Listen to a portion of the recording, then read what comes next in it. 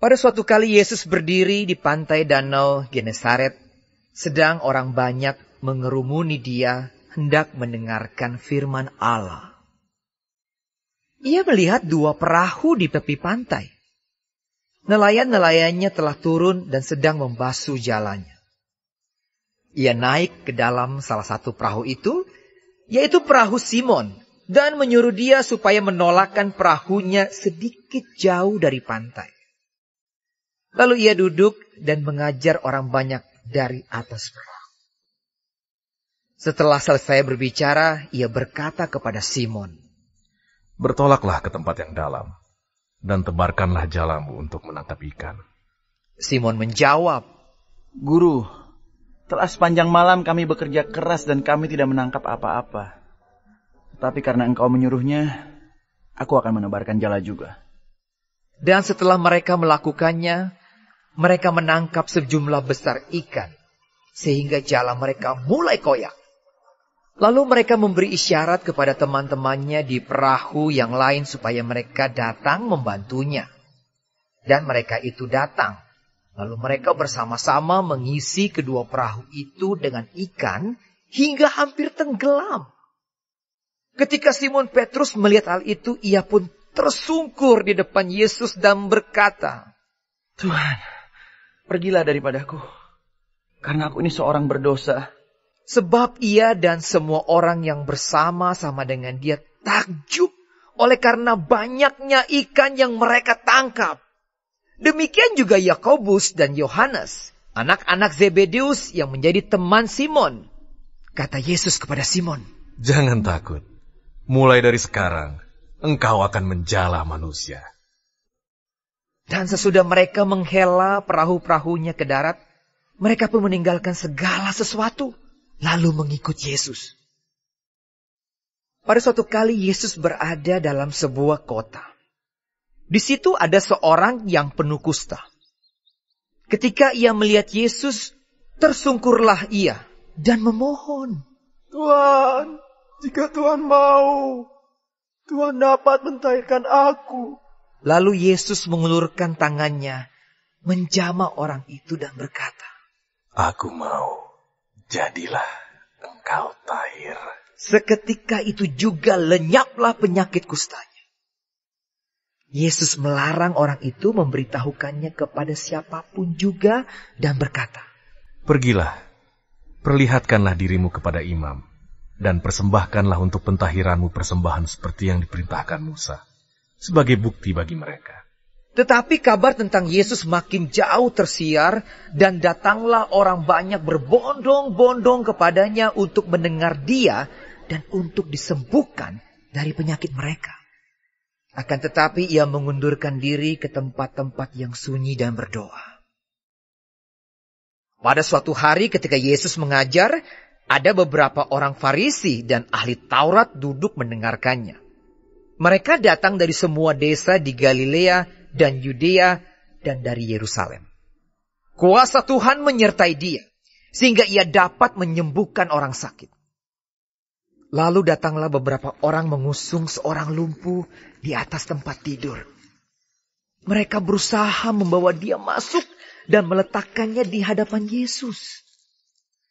Karena mereka tidak dapat membawanya masuk berhubung dengan banyaknya orang di situ. Naiklah mereka ke atap rumah, lalu membongkar atap itu dan menurunkan orang itu dengan tempat tidurnya ke tengah-tengah orang banyak tepat di depan Yesus. Ketika Yesus melihat iman mereka, berkatalah ia, "Hai saudara, dosamu sudah diampuni." Tetapi ahli-ahli Taurat dan orang-orang Farisi berpikir dalam hatinya, "Siapakah orang yang menghujat Allah ini? Siapa yang dapat mengampuni dosa selain daripada Allah sendiri?" Akan tetapi Yesus mengetahui pikiran mereka, lalu berkata kepada mereka, "Apakah yang kamu pikirkan dalam hatimu? Manakah lebih mudah, mengatakan, dosamu sudah diampuni, atau mengatakan, bangunlah dan berjalanlah?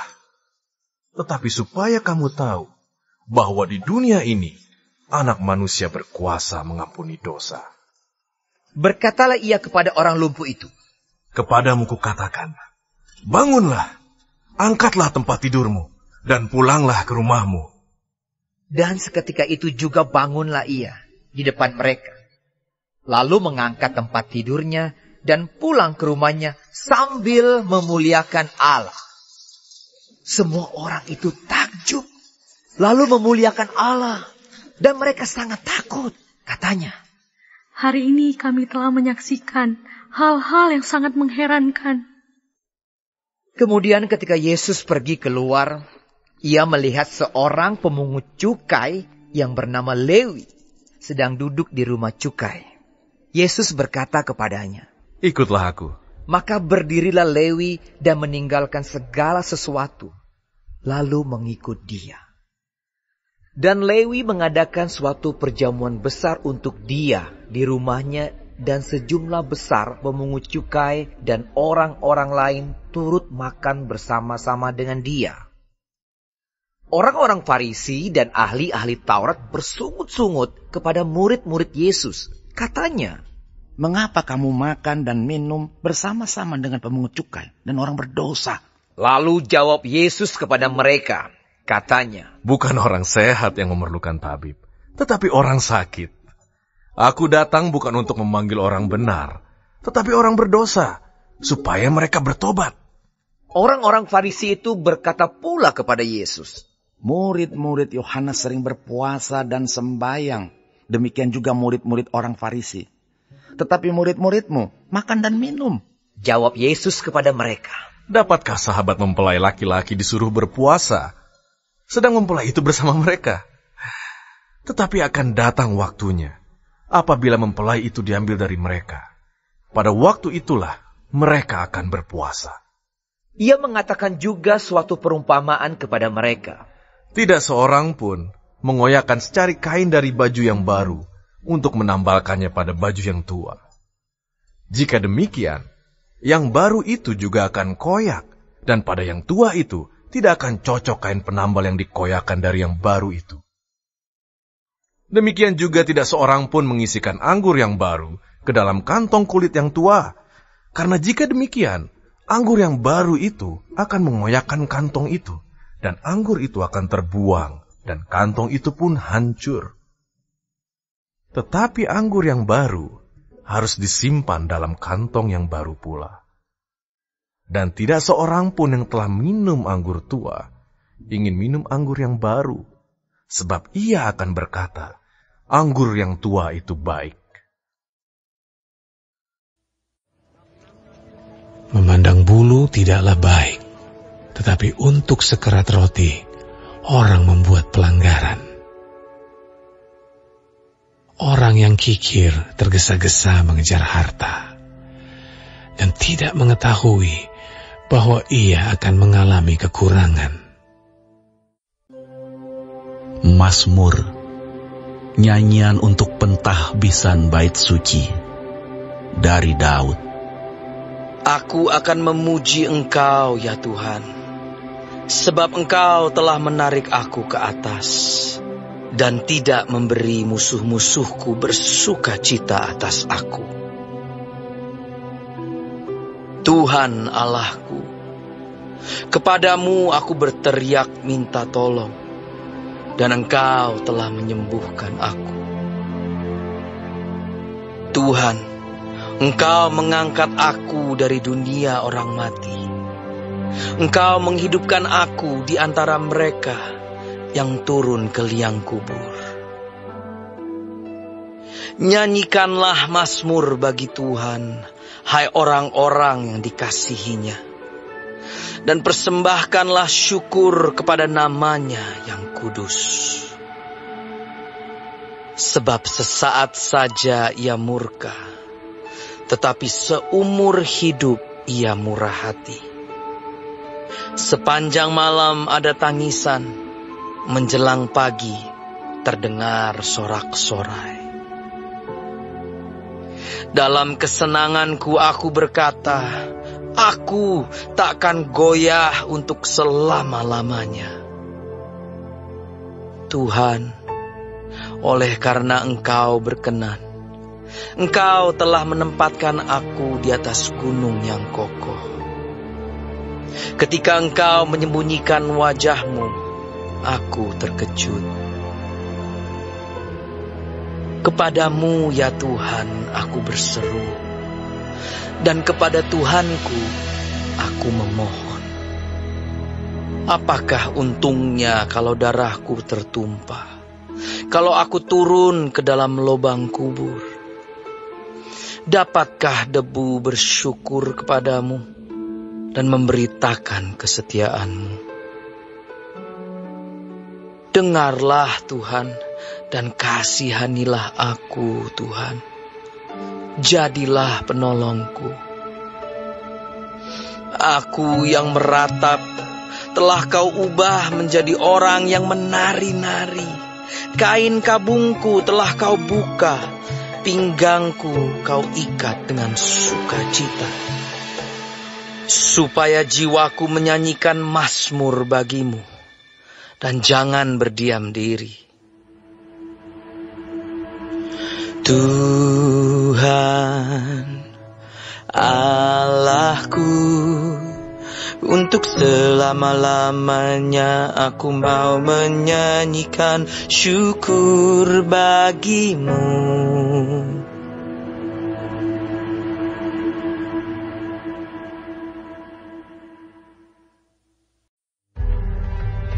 Kemudian berfirmanlah Tuhan kepada Yosua, janganlah takut dan janganlah tawar hati. Bawalah seluruh tentara dan bersiaplah. Majulah ke Ai. Ketahuilah, aku serahkan kepadamu raja negeri Ai, rakyatnya, kotanya, dan negerinya. Dan haruslah kau lakukan kepada Ai dan rajanya seperti yang kau lakukan kepada Yeriko dan rajanya. Hanya barang-barangnya dan ternaknya boleh kamu jarah. Suruhlah orang bersembunyi di belakang kota itu. Lalu bersiaplah Yosua beserta seluruh tentara untuk pergi ke Ai. Yosua memilih 30.000 orang, pahlawan-pahlawan yang gagah perkasa. Mereka disuruhnya pergi pada waktu malam, dan kepada mereka diperintahkan, katanya, ketahuilah, kamu harus bersembunyi di belakang kota itu untuk menyerangnya. Janganlah terlalu jauh dari kota itu, dan bersiap-siaplah kamu sekalian. Aku dan semua orang yang bersama-sama dengan aku akan mendekati kota itu. Apabila mereka keluar menyerbu kami, seperti yang pertama kali, maka kami akan melarikan diri dari hadapan mereka. Jadi mereka akan keluar menyusul kami, sehingga kami memancing mereka jauh dari kota itu. Sebab mereka akan berkata, orang-orang itu melarikan diri dari hadapan kita, seperti yang pertama kali. Jika kami melarikan diri dari hadapan mereka, maka kamu harus bangun dari tempat persembunyianmu itu untuk menduduki kota itu, dan Tuhan Allahmu akan menyerahkannya ke dalam tanganmu. Segera setelah kamu merebut kota itu, haruslah kamu membakarnya sesuai dengan firman Tuhan. Kamu harus melakukan semuanya itu. Ingatlah, itulah perintahku kepadamu. Demikianlah Yosua menyuruh mereka pergi. Lalu berjalanlah mereka ke tempat persembunyian dan tinggal di antara Betel dan Ai, di sebelah barat Ai. Tetapi Yosua bermalam di tengah-tengah rakyat pada malam itu. Keesokan harinya, Yosua bangun pagi-pagi, lalu diperiksanyalah barisan bangsa itu, dan berjalanlah ia maju, beserta para tua-tua orang Israel, di depan bangsa itu ke Ai. Juga seluruh tentara yang bersama-sama dengan dia berjalan maju. Mereka maju mendekat, lalu sampai ke tentangan kota itu. Kemudian berkemalah mereka di sebelah utara Ai, sehingga lembah itu ada di antara mereka dan Ai. Yosua telah mengambil kira-kira 5.000 orang, Lalu disuruhnya mereka bersembunyi di antara Betel dan Ai, di sebelah barat kota itu. Beginilah rakyat itu diatur. Seluruh tentara itu di sebelah utara kota, dengan barisan belakang di sebelah barat kota. Pada malam itu, berjalanlah Yosua melalui lembah itu. Pagi-pagi, ketika Raja negeri Ai melihat hal itu, maka ia dan seluruh rakyatnya, orang-orang kota itu, segera keluar berperang, menyerbu orang Israel ke lereng di seberang dataran itu. Raja itu tidak tahu bahwa ada orang bersembunyi di belakang kota. Yosua dan seluruh orang Israel itu berlaku seolah-olah dipukul mundur oleh mereka, lalu melarikan diri ke arah padang gurun. Sebab itu, semua orang yang ada di kota dikerahkan untuk mengejar orang Israel. Maka mereka mengejar Yosua, sehingga makin jauhlah mereka terpancing dari kota. Seorang pun tidak tertinggal lagi di Ai dan Betel, yang tidak keluar memburu orang Israel. Mereka meninggalkan kota itu terbuka, karena mereka mengejar orang Israel. Lalu berfirmanlah Tuhan kepada Yosua, acungkanlah lembing yang ada di tanganmu ke arah Ai, sebab aku menyerahkan kota itu ke dalam tanganmu. Maka Yosua mengacungkan lembing yang di tangannya ke arah kota itu. Ketika diacungkannya tangannya, maka segeralah bangun orang-orang yang bersembunyi itu dari tempatnya. Mereka berlari memasuki kota, merebutnya, lalu segera membakar kota itu. Ketika orang Ai berpaling menoleh ke belakang, tampaklah asap kota itu naik membumbung ke langit. Mereka tidak sempat melarikan diri kemanapun juga, sebab rakyat yang tadinya lari ke padang gurun berbalik melawan pengejar-pengejarnya. Ketika Yosua dan seluruh Israel melihat bahwa orang-orang yang bersembunyi itu telah merebut kota, dan bahwa asap kota itu naik membubung, berbaliklah mereka, lalu menewaskan orang-orang Ai. Sementara itu juga, keluar orang-orang Israel yang lain dari dalam kota menyerbu orang-orang Ai, sehingga terjepit di tengah-tengah orang Israel itu, yang ini dari sini dan yang itu dari sana. Orang-orang Ai ditewaskan, sehingga seorang pun dari mereka tidak ada yang dibiarkan terlepas atau luput. Tetapi Raja Ai ditangkap mereka hidup-hidup dan dihadapkan kepada Yosua. Segera sesudah orang Israel selesai membunuh seluruh penduduk kota Ai di padang terbuka, kemana orang Israel mengejar mereka. Dan orang-orang ini semuanya tewas oleh mata pedang sampai orang yang penghabisan. Maka seluruh Israel kembali ke Ai dan memukul kota itu dengan mata pedang. Jumlah semua orang yang tewas pada hari itu, baik laki-laki maupun perempuan, ada 12.000 orang, semuanya orang Ai. Dan Yosua tidak menarik tangannya yang mengacungkan lembing itu sebelum seluruh penduduk kota Ai ditumpasnya. Hanya ternak dan barang-barang kota itu dijarah oleh orang Israel, sesuai dengan firman Tuhan yang diperintahkannya kepada Yosua. Yosua membakar Ai dan membuatnya menjadi timbunan puing untuk selama-lamanya, menjadi tempat yang tandus sampai sekarang. Dan Raja Ai digantungnya pada sebuah tiang sampai petang. Ketika matahari terbenam, Yosua memerintahkan orang menurunkan mayat itu dari tiang, lalu dilemparkan di depan pintu gerbang kota. Kemudian didirikan oranglah di atasnya suatu timbunan batu yang besar, yang masih ada sampai sekarang. Pada waktu itulah, Yosua mendirikan mezbah di Gunung Ebal bagi Tuhan, Allah Israel, seperti yang diperintahkan Musa, hamba Tuhan, kepada orang Israel, menurut apa yang tertulis dalam kitab hukum Musa.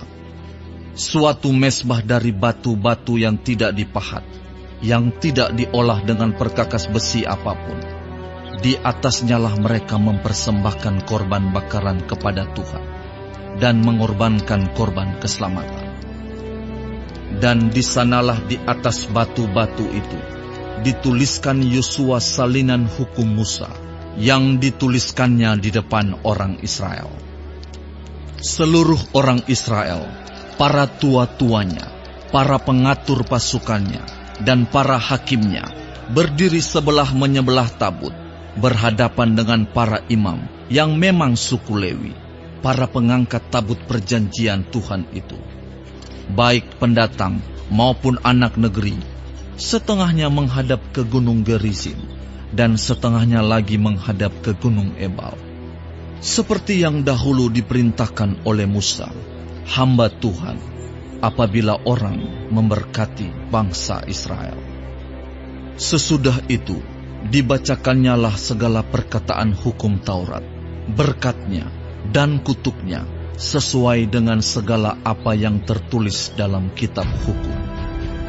Tidak ada sepatah kata pun dari segala apa yang diperintahkan Musa yang tidak dibacakan oleh Yosua kepada seluruh jemaah Israel dan kepada perempuan-perempuan dan anak-anak dan kepada pendatang yang ikut serta.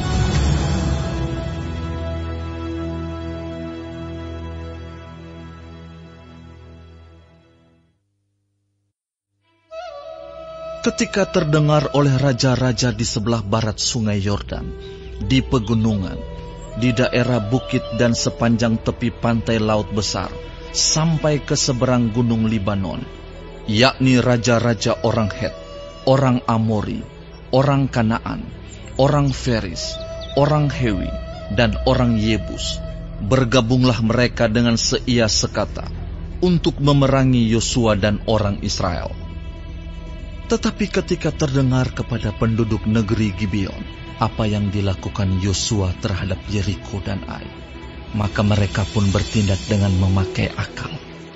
Mereka pergi menyediakan bekal, mengambil karung yang buruk-buruk untuk dimuatkan ke atas keledai mereka, dan kirbat anggur yang buruk-buruk yang robek dan dijahit kembali, dan kasut yang buruk-buruk dan ditambal untuk dikenakan pada kaki mereka, dan pakaian yang buruk-buruk untuk dikenakan oleh mereka, sedang segala roti bekal mereka telah kering, tinggal remah-remah belaka.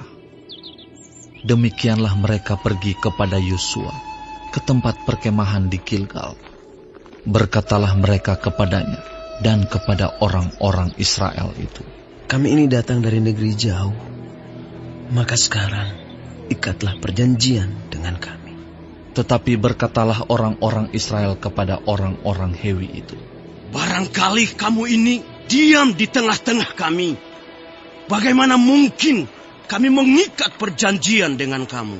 Lalu kata mereka kepada Yosua, "Kami ini hamba-hambamu." Tanya Yosua, "Siapakah kamu ini? Dan dari manakah kamu datang?" Jawab mereka kepadanya, "Dari negeri yang sangat jauh, hamba-hambamu ini datang karena nama Tuhan Allahmu.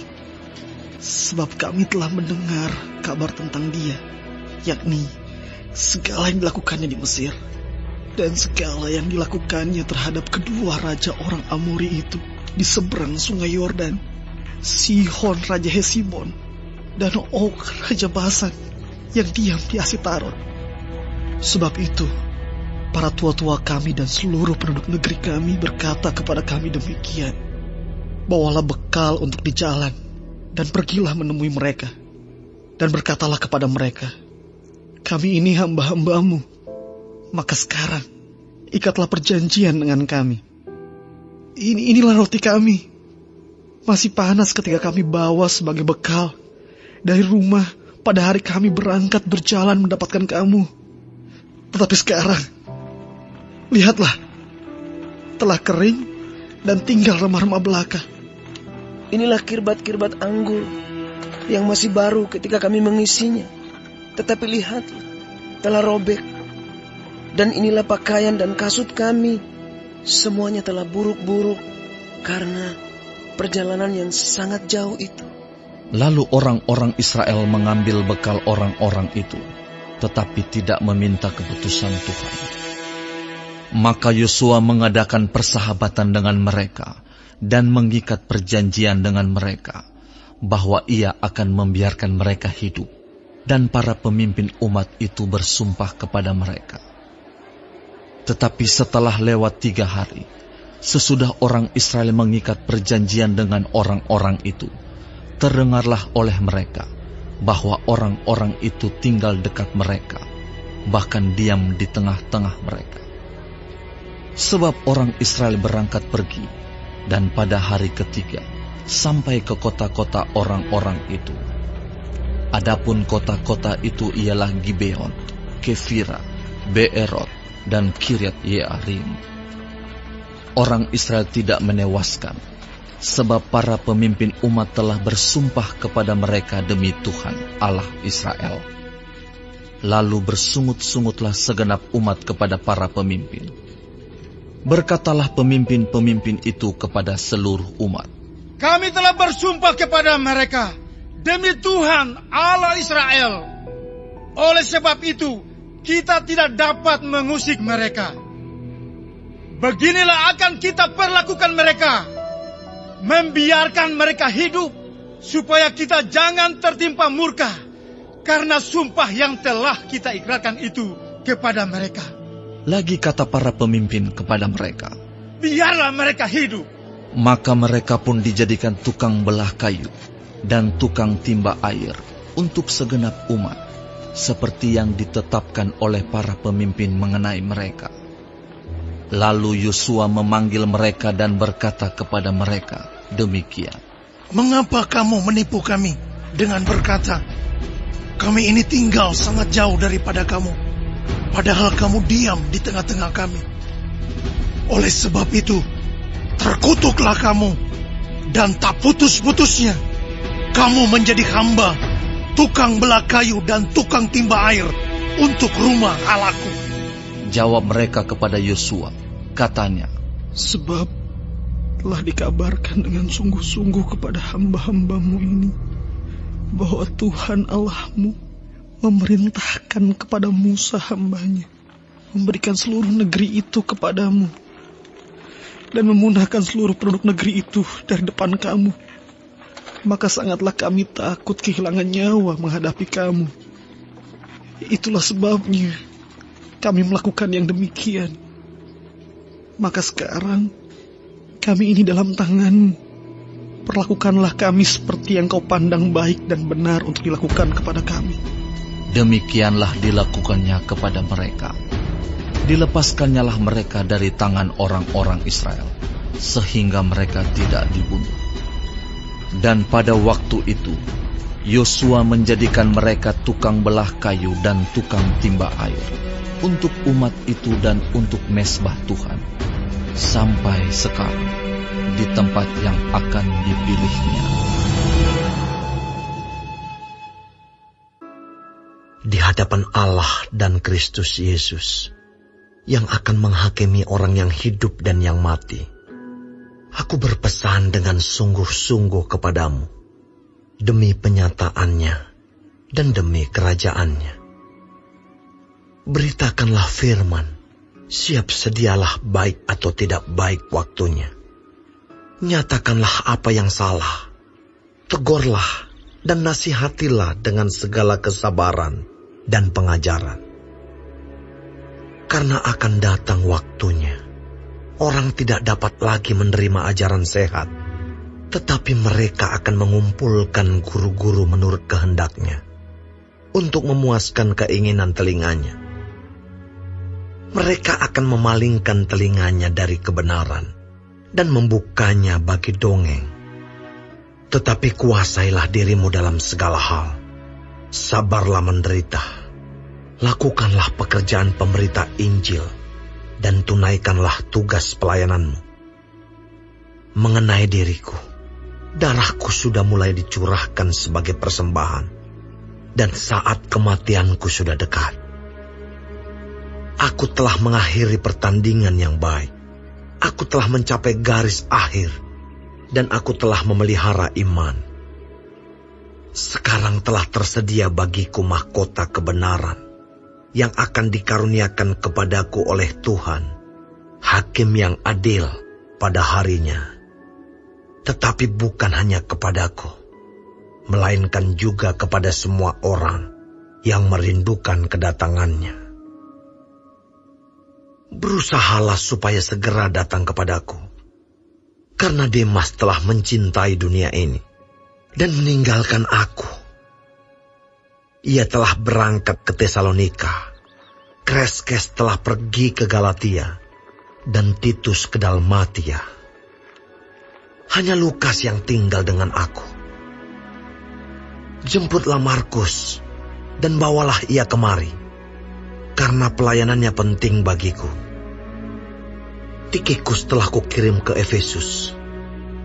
Jika engkau kemari, bawa juga jubah yang kutinggalkan di Troas, di rumah Karpus, dan juga kitab-kitabku, terutama perkamen itu. Alexander, tukang tembaga itu, telah banyak berbuat kejahatan terhadap aku. Tuhan akan membalasnya menurut perbuatannya. Hendaklah engkau juga waspada terhadap dia, karena dia sangat menentang ajaran kita. Pada waktu pembelaanku yang pertama, tidak seorang pun yang membantu aku. Semuanya meninggalkan aku. Kiranya hal itu jangan ditanggungkan atas mereka. Tetapi Tuhan telah mendampingi aku dan menguatkan aku, supaya dengan perantaraanku, Injil diberitakan dengan sepenuhnya, dan semua orang bukan Yahudi mendengarkannya. Dengan demikian aku lepas dari mulut singa. Dan Tuhan akan melepaskan aku dari setiap usaha yang jahat. Dia akan menyelamatkan aku, sehingga aku masuk ke dalam kerajaannya di sorga. Baginyalah kemuliaan selama-lamanya. Amin. Salam kepada Priska dan Aquila, dan kepada keluarga Onesiforus. Erastus tinggal di Korintus, dan Trofimus kutinggalkan dalam keadaan sakit di Miletus. Berusahalah kemari sebelum musim dingin. Salam dari Ebulus dan Pudes, dan Linus dan Claudia, dan dari semua saudara. Tuhan menyertai rohmu.